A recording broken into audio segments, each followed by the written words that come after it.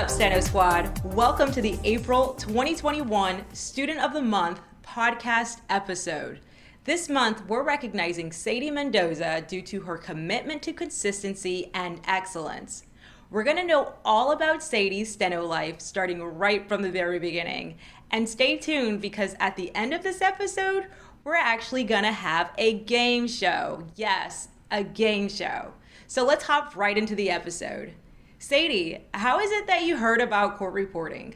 I heard about court reporting right after high school. I was going to a community college, but I didn't know what to major in. Nothing really interested me, so I was having what seemed like a midlife crisis. I was searching careers like left and right, and I remembered that I really enjoyed typing class in high school. So I researched careers that involved typing, and I came across court reporting, and after that I was determined. How did you decide what school to attend? I knew that there was no schools available anywhere near here where I live in Central California, so I knew it had to be online.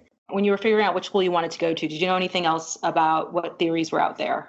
No, I had no idea. As far as I knew, there was only one way of learning Steno, and I wish I researched more about it because that would have saved me so much time. What theory did you learn when you first started school? I learned StenEd. Eventually, you learned that there were other theories out there. What did learning about other theories make you feel that you should start learning another theory or start incorporating another theory into your writing? I decided to change theories because I realized how other theories were writing so much short and fast. I decided to switch theories because I thought it was a no-brainer to write shorter than write things out. And also because I hit a plateau, so I was looking for ways to shorten my writing to improve, and that's when I came across Magnum Steno, and I decided to give it a try. What plateau did you reach? I hit 120, and it took me a few months to get to 120, and after that I could not improve. I could not go past 120. I was able to pass a jury charge, but I could not pass a lit file. So I had to pass 3 tests, and I was only able to pass, I believe, 2. It took me a few months. I'd say around 4 to 5 months. I was stuck at 120, trying to look for something to get better, but I felt lost, and I knew I had to change something. What made you feel like being at 120 for 4 months was too long? Were there other students that you knew of that were getting out of 120 faster, or was it just you seeing your scores? What was it that made you feel like I'm at a plateau and I need to make a change? Because I had to retake the course. I know some were progressing faster than me, and I was stuck at the same speed, so it did not feel good. Others were progressing, and I wasn't seeing the same result as they were, and yeah, that's what made me decide.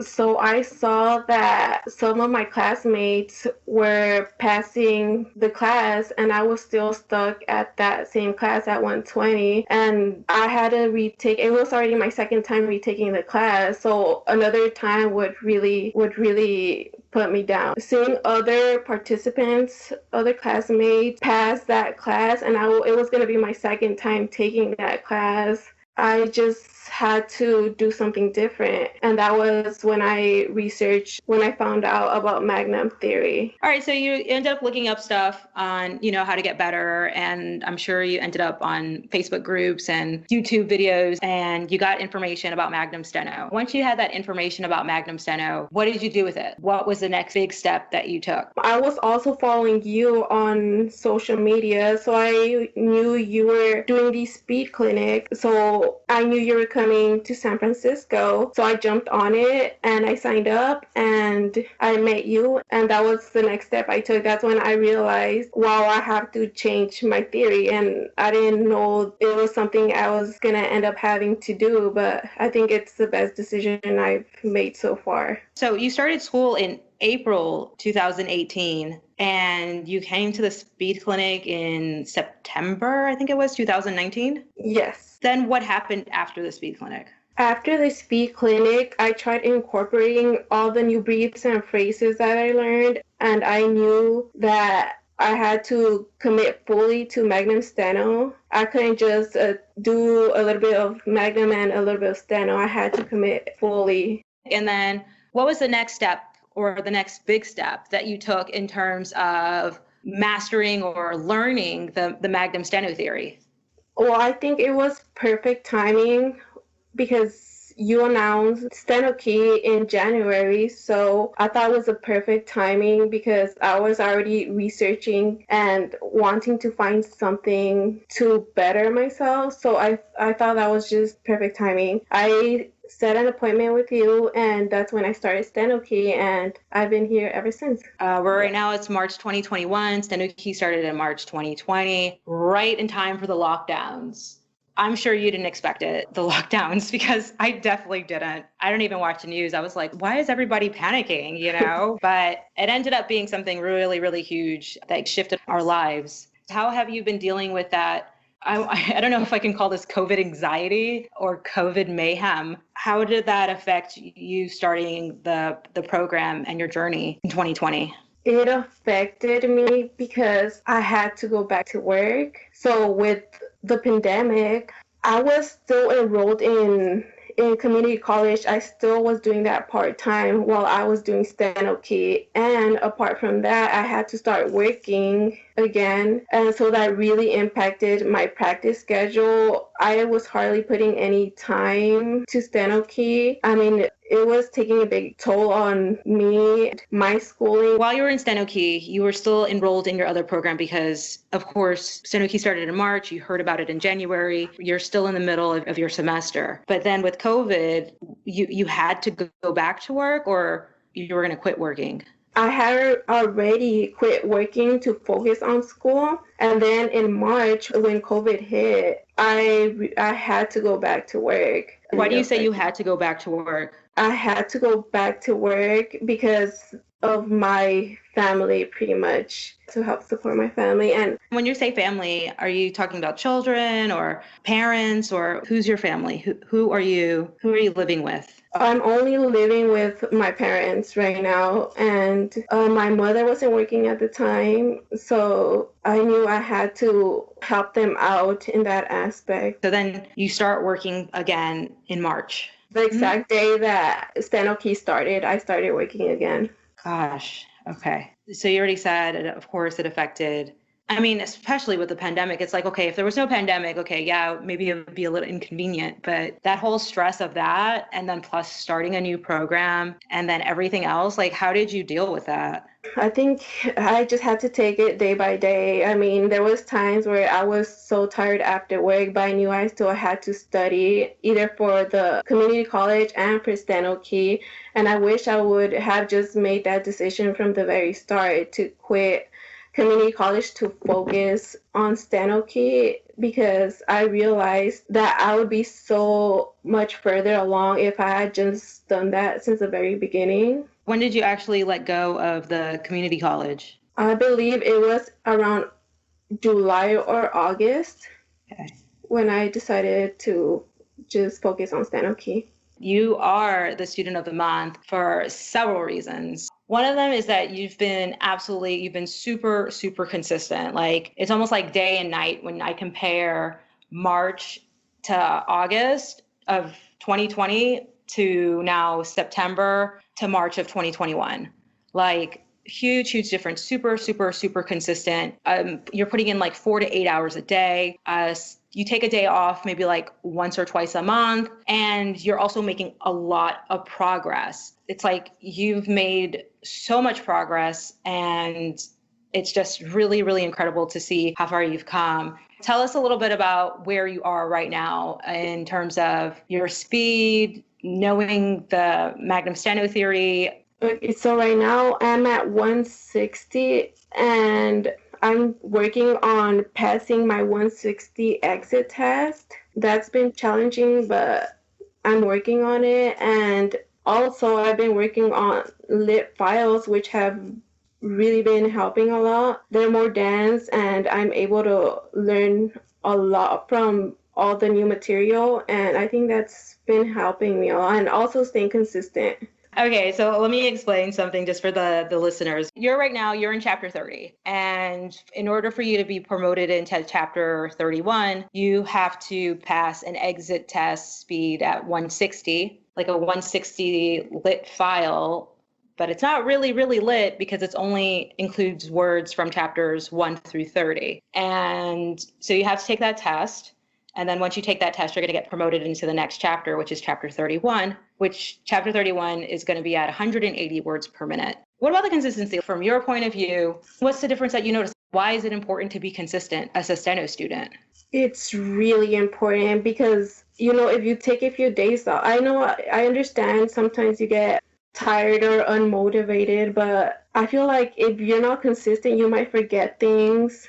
That's happened with me before, so I know that if I don't practice for a few days, my speed will not be the same. My fingers in the machine won't feel the same. I think is being consistent is one of the main reasons why I have been able to progress much faster or better than I was doing before, just being consistent.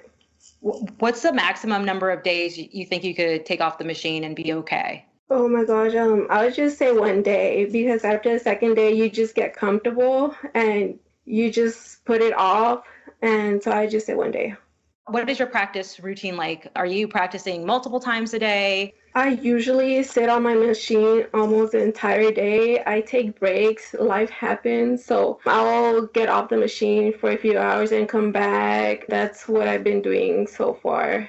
We had a conversation a few days ago and you were talking about becoming nocturnal. Are you still working on that?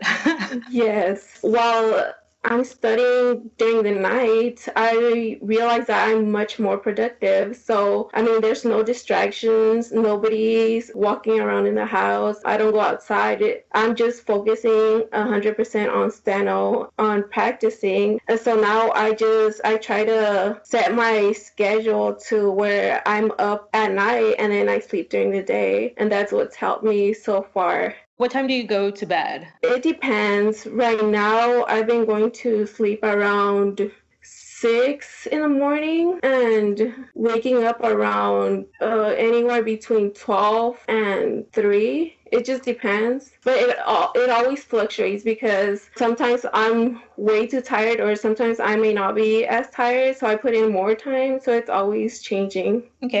Definitely during the night. Are you motivated to practice or do you just do it? Most of the times, of course, I'm not as motivated, but I know if I skip a day, it's just going to be one day extra to reach my goal. So even though if I'm not motivated, try to at least do finger drills or anything steno related because I know the motivation is not always going to be there. And I really, really think about the end result, which is finishing the program and becoming certified. When you say you'll at least try to do something like finger drills or something else steno related, what do you mean by something else steno related? I will watch the videos, the chapter videos, or I will go into my dictionary and just work on my dictionary. There's a lot of things that I know I could improve, but usually I watch the videos.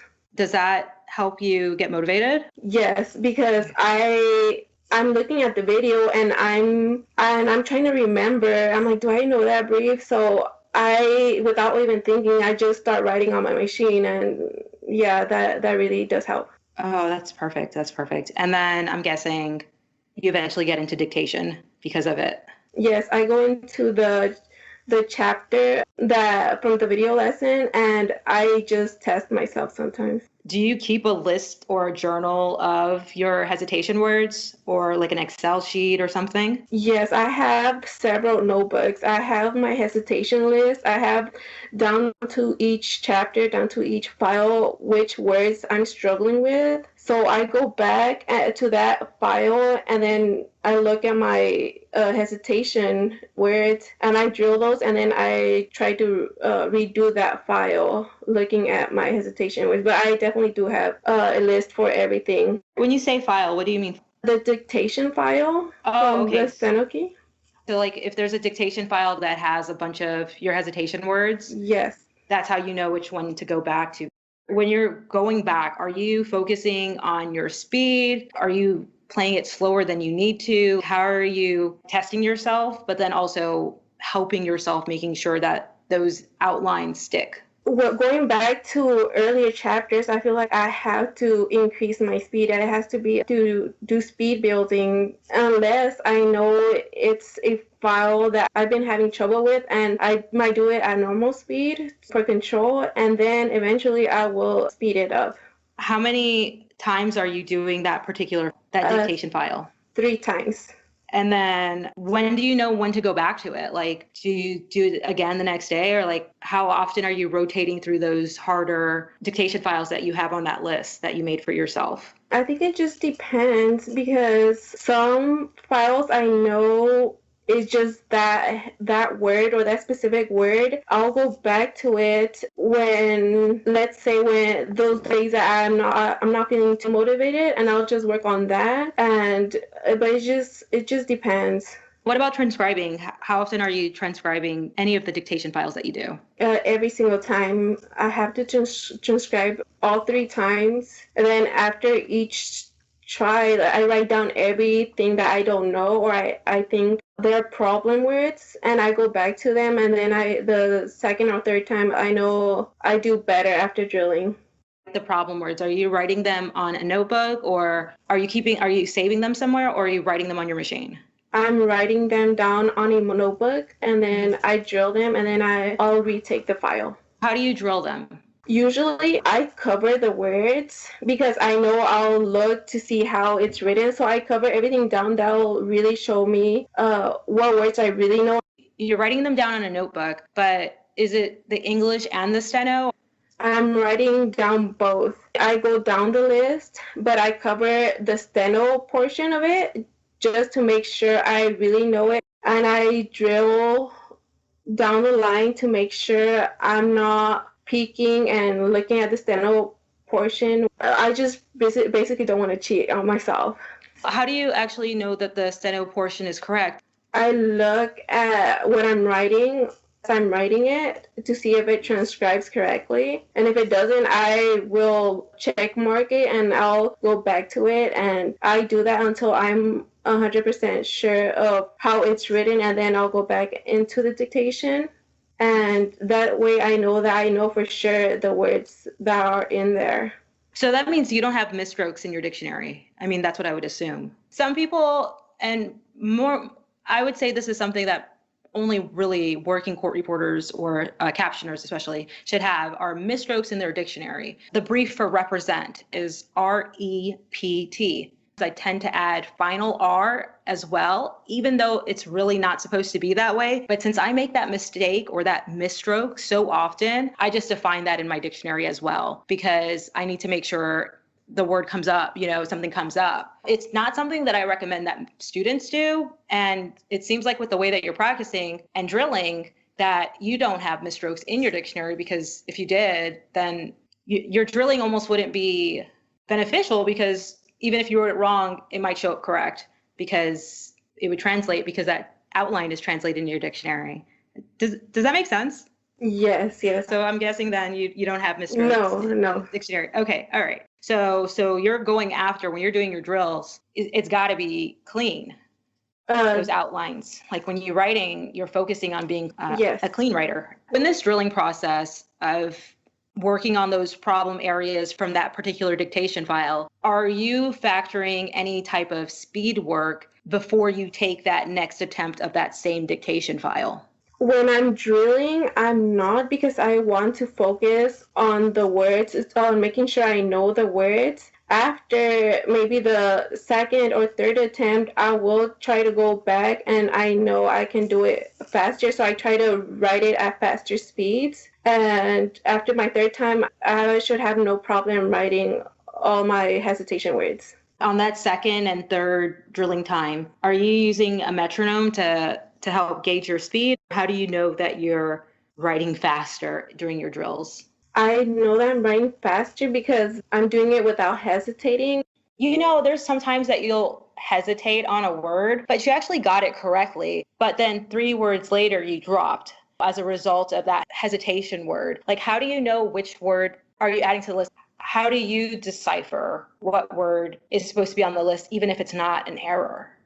Because like just like you said, I will hesitate. I might get that word correctly, but then I'll drop maybe a sentence or two, so I know that that specific word made me drop, so I won't focus on the ones that I dropped that specific word or phrase that made me hesitate in the first place. Why weren't you able to drop the word that caused you to hesitate and instead make sure you get the whole sentence that's after it? I guess because I try to be a perfectionist, I guess. So I know I have to work on that. I know it's better if I just drop that word and get the rest correct, but something in me wants to get that word right. So yeah, that's something I have to work on. Yeah, it's crazy. I was talking to somebody actually about this yesterday. Basically, I said, like, when you're freezing up like this, it's kind of a self-sabotage. Yeah. And she's actually Simran who said this. She said, self-sabotage is misplaced self-love. And I was like, what? What are you talking about? Like, that doesn't make sense. Then she explained it to me. She said, well, it's like you want to make sure you get that word because you're trying to get everything, and you want to show yourself that you can get that word. And that's like your way of showing your self-love, but it's still misplaced because now other things are suffering as a result of it. But it's crazy. It is a skill that I think you have to learn to reach to 25, is to learn, like, okay, this word just came up and yeah, it's hard. I'm going to move to the next word and I'm going to be okay with it. If you let one word that causes you to hesitate make you drop 10 words, doesn't make any sense. Yeah, that's not good at all. It's just something that takes practice to be able to get over that freeze. Let's get back into your writing. What about reading back your notes? Do you analyze your notes? When you have us analyzing our notes, that's when I really learn so much about my writing, and I need to do this more. Every time I analyze my notes, I learn so much, and I take so much away from that. What is it that you're doing when you're analyzing your notes? So I go back and I look at my notes and I see the words that I could have written in one stroke or I could have written differently. I'm used to writing out things, so that's one problem for me, where I write things out when I could actually shorten things down. So I go through my file and I look at all those words, and that's when I'm able to figure out what's really causing me to fail a certain dictation. What do you do as a result of those analyzed notes? I write everything down and I'll retake the dictation with all the new information that I figured out while analyzing my notes. And usually, most of the time, I get a much better grade after doing so. How long does it take you to analyze the notes of a 4-minute dictation file? I think it just depends on the dictation. Some dictations are easier for me and some are just a complete mess. So it depends on the dictation. I'd say anywhere between 15 to 20 minutes, around there. Okay. And then are you like one of those people that color coordinate your your analysis? Is it on paper? Are you doing it as a PDF? Are you using highlighters, pens? What are you doing? I'm using the PDF. I just highlight the words that I think I could improve on or write shorter. Okay, like a PDF annotation software? Yes. While you've been at StenoKey, what is something that you feel like has really helped make a difference on your journey? I would say the structure. I mean, before StenoKey, I was practicing, but I felt like I didn't know what I was practicing. With StenoKey, I don't worry about that. I know exactly what to do each day, and I love that about this program, and that's what really has helped me because I don't feel lost. I mean, I know I'm working towards a goal. You have everything planned out for us. So yeah, that's one less worry for me, and that's one of the things that I liked about StenoKey. Obviously, when you started at StenoKey, you started in chapter 1, just like everybody else. Even though you were already a speed building student, how did you feel about being in chapter 1? I mean, I knew I had to start from the very beginning to really master the concepts of Magnum theory. So I was okay with it. I had no problem. And also, I wasn't familiar with a lot of, those major phrases like the final T or things like that. I knew I had to change a lot of the way I was writing. So I was For the final T, do you mean the word the? Yes, I would write it with initial T, so I knew it was a big change for me, and I had to perfect it. The biggest change, I think. That is huge. That is huge. And so now, how often are you using final T for the? All the time. Wow, that's really good. That's really, really good. So like within a year, you've already, because you were writing it as initial T or initial TH? Yes, initial T. Okay, all right. So you're writing it just as initial T for over a year and a half. Yeah, there was major changes I had to do. Like, how did you make that change? Like, how did you make that stick? Just practice. I mean, it was frustrating at the beginning because I would always get that confused. But I just, after so much practice, you just get used to it. It just comes naturally and you don't even think about it anymore. So how much of Sten Ed are you unlearning? Or are you keeping some parts of Sten Ed and having some parts Magnum? Or what is your writing looking like today?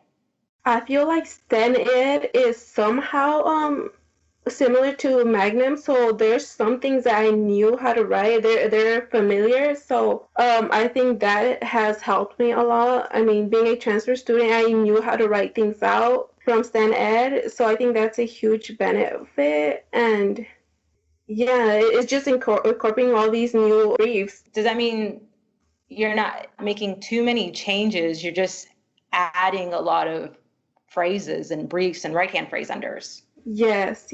What about, like, what has your testing situation been like? Like, how are you handling your nerves? How are you preparing for testing the day before or the day of?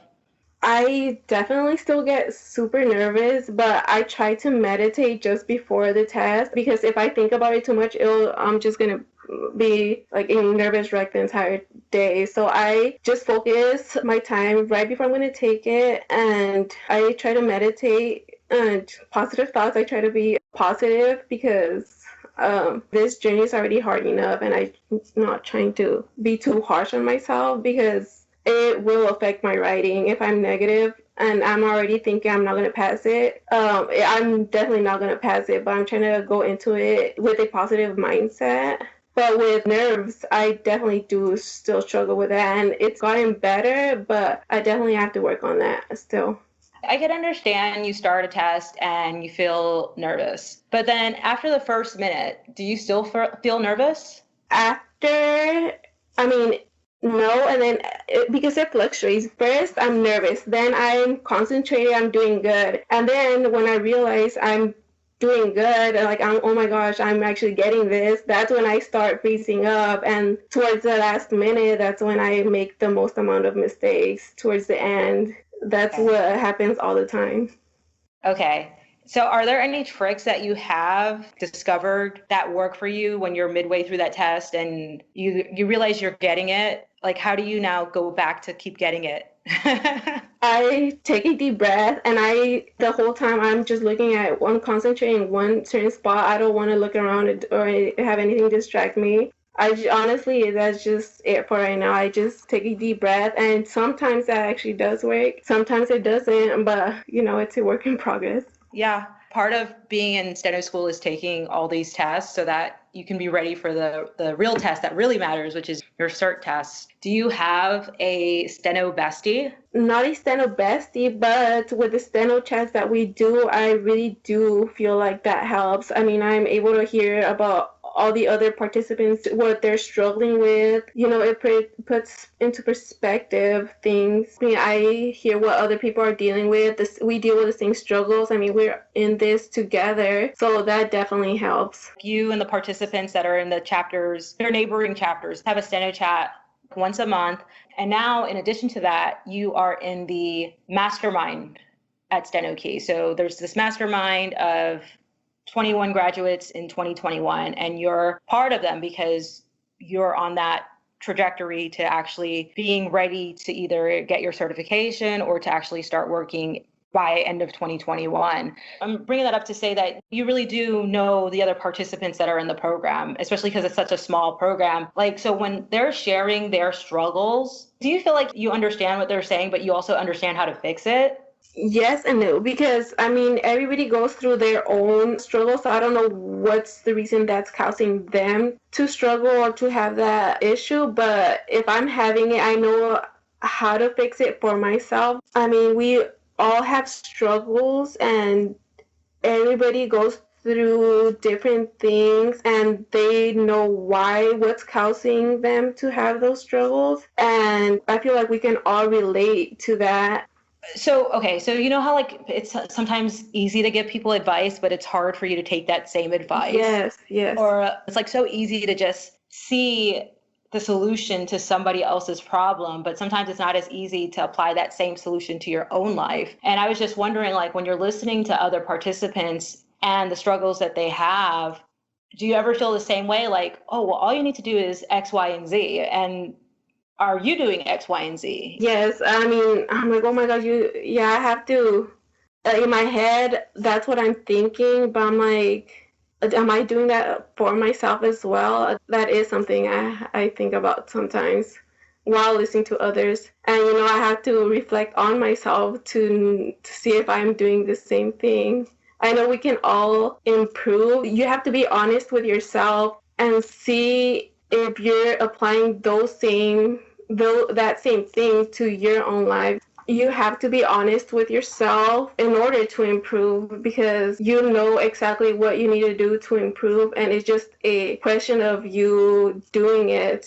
What are some of the things that you know that you should be doing to have even more success than you're currently having? I'm always writing things down, and I write things down, but I do not complete them. So I always have a list of things, and I have this goal that I want to complete certain files a day, and I'm usually not able to meet that goal. So that's one of the things that I have to look at myself and be honest. I'm like, am I really gonna be able to complete all these? Because I think I put a ridiculous amount of files, like maybe 15 files, and I have to be honest with myself. I'm like, I'm not gonna finish those files in one day. So that's one of the things. I have to set realistic goals for myself. That's definitely something. They should be realistic, but they should still be challenging. So Yes. Other than goal setting, is there anything Steno-wise in particular that you would like to, or you feel that you should be doing more of? I would say reading back. I feel like I've been neglecting that, and I need to really get into that because I know the benefits. How often are you reading your notes now? Once or twice a week,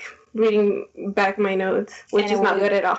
Will it be one attempt of a dictation file, or is it your whole day's worth of practice? What exactly are you reading? I'm in a dictation file. Is there anything that you're doing now that you feel that you don't need to be doing as much, that you know you need to probably cut back on steno-wise? Yes, I feel like I shouldn't spend as much time drilling. I sometimes get into it and I'll spend more than enough time, and I feel like I have to cut that into half the amount of time I'm spending. Do you mean drilling the word list? Yes. What about finger drills? How often are you doing finger drills, and give us some tips and tricks about that? I do finger drills every day. At the beginning of the chapter, when I'm going down my 4 hours of finger drills, I write all the combinations that I have trouble with. And throughout the week, that's how I start off my practice. I work on mastering those combinations, and I feel like that has really helped me, because before I would just do them, but I wouldn't really work on them per se. That's such a big, oh my gosh, that's so important to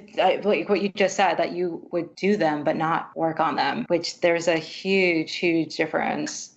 So, okay, go ahead. Sorry for interrupting. I just thought that was amazing. Yes, because I mean, you get into it and you're just writing, and then you kind of like zone out a little bit. And then I'm trying not to do that. I've been doing that for the past few chapters now, and I really have seen improvement, especially with Final F. I've had so much trouble with Final F, and I think that's helped me a lot. What do you mean trouble with Final F? The dexterity issues. And so whenever it's time to write Final F, you're getting it, not hesitating, and it's coming out clean. Yes, most of the time.